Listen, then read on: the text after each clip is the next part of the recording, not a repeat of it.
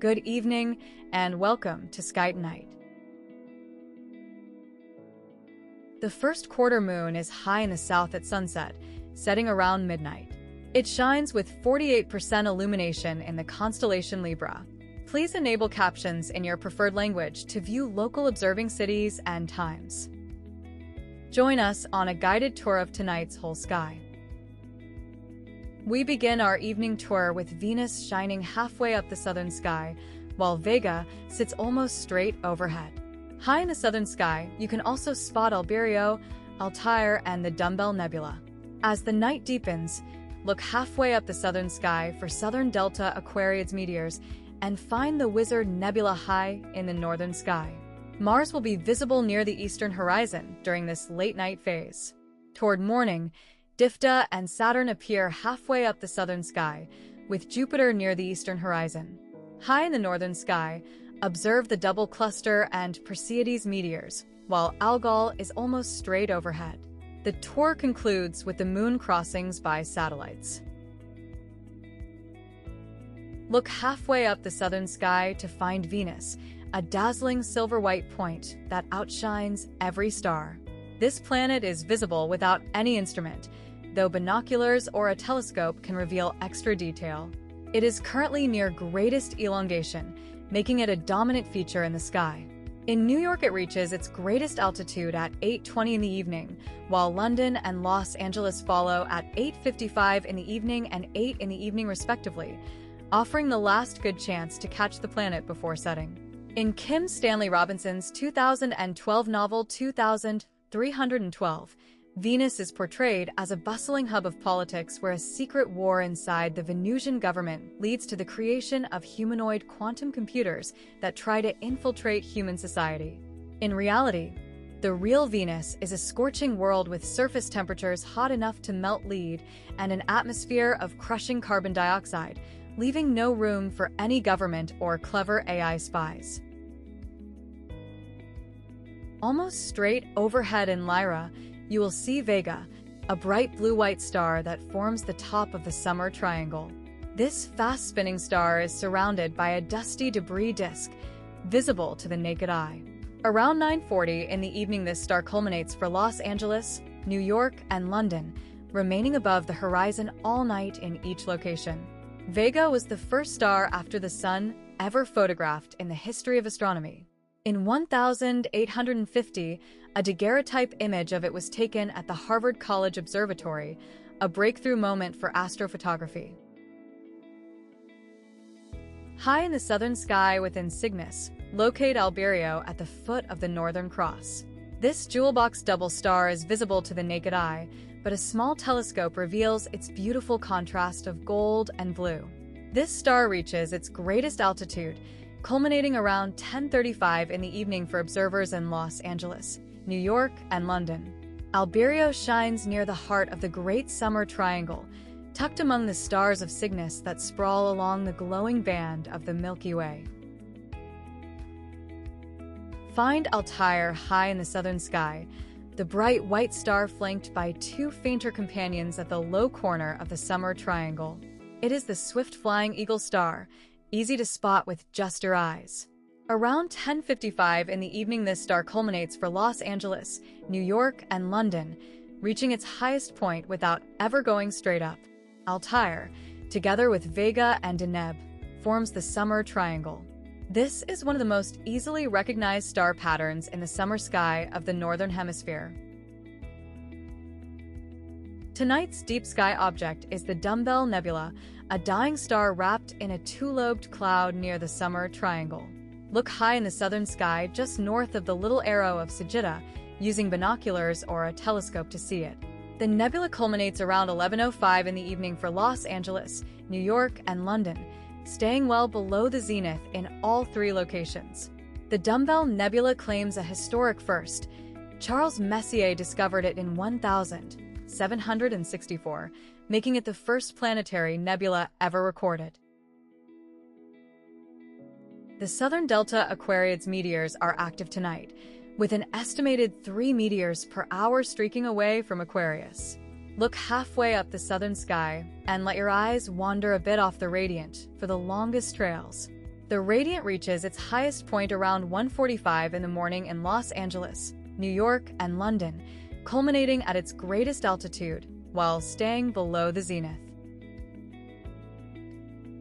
Tonight's featured deep sky object is the Wizard Nebula, a young cluster carving a robed figure out of hydrogen-red gas.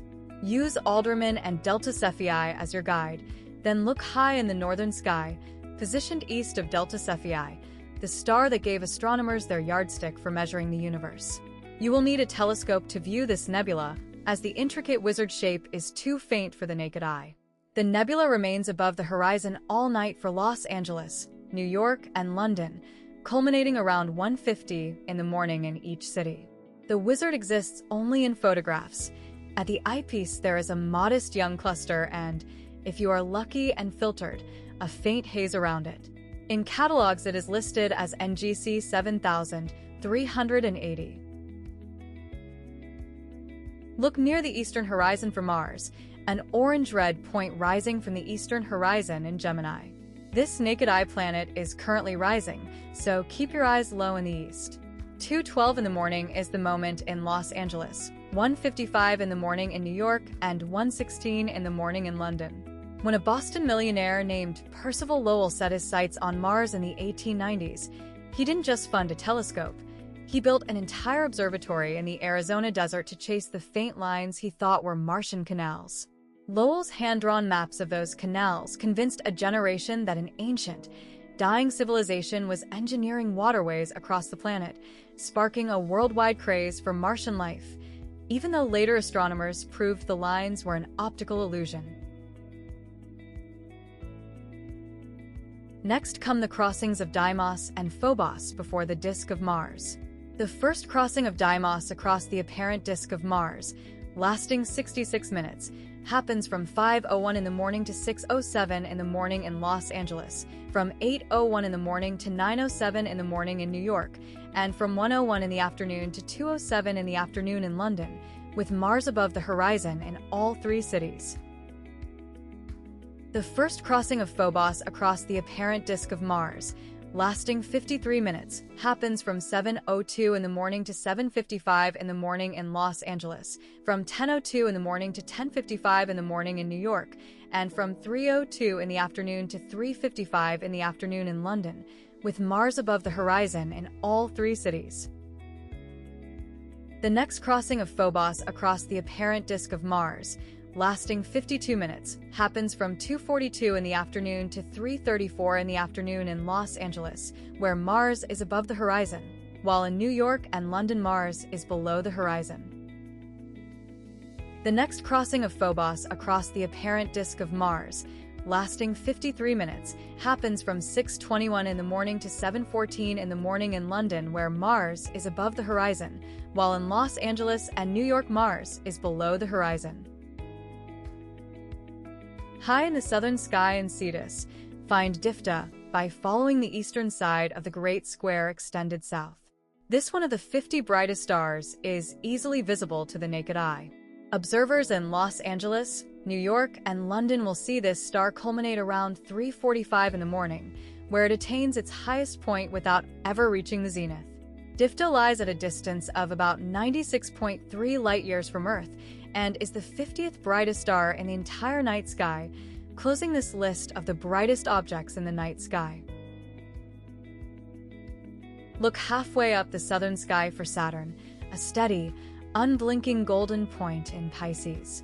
It is fainter than Jupiter, but its calm yellow glow gives it away to the naked eye. The planet culminates around 4 in the morning for Los Angeles, New York, and London, staying well below the zenith in all three locations. When Galileo first pointed his crude telescope at Saturn in 1610, he swore he saw 3 tiny planets lined up like a strange necklace, calling the whole odd-shaped Saturn's ears because he couldn't make out the true structure. 25 years later, a 26-year-old Dutch astronomer named Christian Huygens built a much sharper 43x lens, turned it on the same planet, and announced that the odd silhouette was actually a thin, flat ring encircling Saturn, a revelation that finally solved Galileo's puzzling triple-planet illusion. Look near the eastern horizon for Jupiter, rising from the eastern horizon in Cancer. This naked-eye planet is currently rising, so keep your eyes low in the east. Los Angeles has it at 5 in the morning, New York at 4:49 in the morning, and London at 4:23 in the morning. Jupiter has the shortest day of any planet in the solar system, spinning once on its axis in under 10 hours despite being the largest world of all. We now turn to the crossings of Jupiter's moon Europa across the planet's apparent disk. The first crossing of Europa across the apparent disk of Jupiter, lasting 177 minutes, happens while Jupiter is below the horizon in Los Angeles and New York, and during daylight or twilight in London. Jupiter is only now climbing out of the sun's glare, so for the moment just a few places catch this crossing at all, Spain among them. Every following night it stands a little further from the sun, so keep watching over the coming days.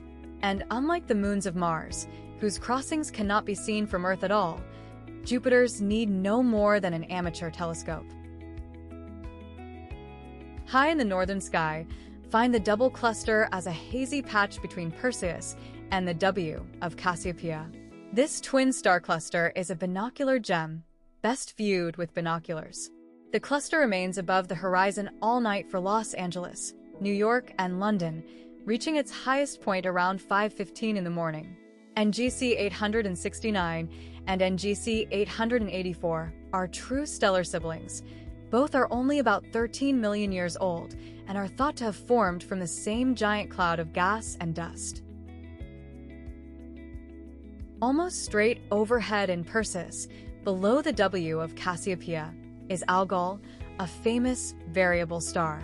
Watch over a few nights and you will see its brightness visibly drop and recover, visible to the naked eye. Los Angeles and New York see this star reach its greatest altitude together around 5:40 in the morning, while London has it separately at 5:10 in the morning as it stays above the horizon all night. Algol is the prototype of an entire family of variable stars, the Algol-type eclipsing binaries, in which one star regularly passes in front of another and dims their shared light. The Perseids meteors are active tonight, with an estimated 29 meteors per hour streaking away from Perseus. Look high in the northern sky and let your eyes wander a bit off the radiant for the longest trails. The radiant reaches its highest point around 5:40 in the morning for Los Angeles and New York together, while London has it separately at 5:10 in the morning, never going directly above the viewer's head in any city. Tonight brings 6 satellite crossings of the moon, and the first is made by Tiangong Space Station. For an observer standing on the narrow ground path, the crossing of the disk takes only about 1 second.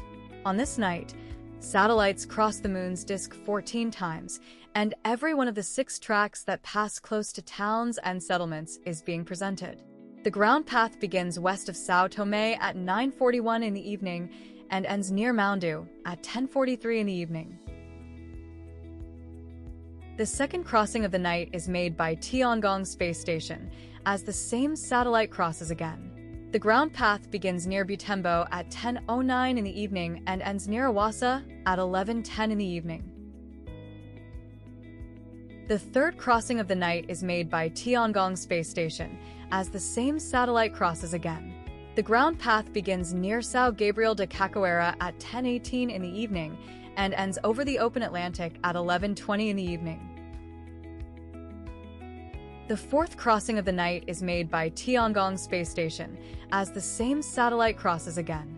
The ground path begins near Bukitingi at 10:32 in the evening and ends over the open Indian Ocean at 11:33 in the evening. The fifth crossing of the night is made by Tiangong Space Station, as the same satellite crosses again. The ground path begins over the open Pacific at 10:50 in the evening and ends northwest of Baranoa at 10:53 in the evening. The sixth crossing of the night is made by Tiangong Space Station, as the same satellite crosses again. The ground path begins over the open Atlantic at 11:13 in the evening and ends near Boundiali at 11:15 in the evening. Thanks for joining me tonight. I hope you get a clear view of the heavens above. See you tomorrow for the next Sky Guide. Good observing.